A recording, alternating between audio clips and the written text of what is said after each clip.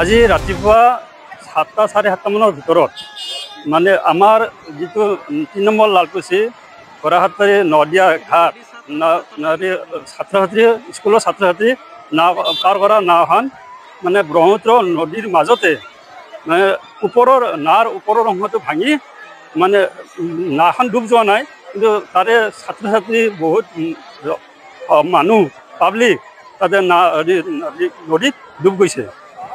সম্ভেদ পোৱা মতে তাৰে বহুত কেইজন উদ্ধাৰ হৈছে আৰু এতিয়ালৈকে 6-7জনমান পোৱা নাই।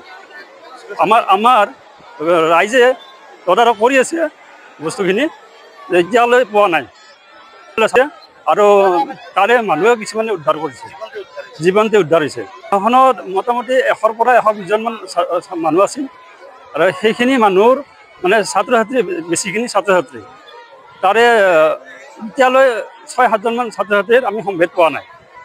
এতিয়া আমাৰ ৰাইজে মানে নাৱৰীয়া 4-5খন নাৱলৈ বিচাৰ সম্পাদন কৰি আছে।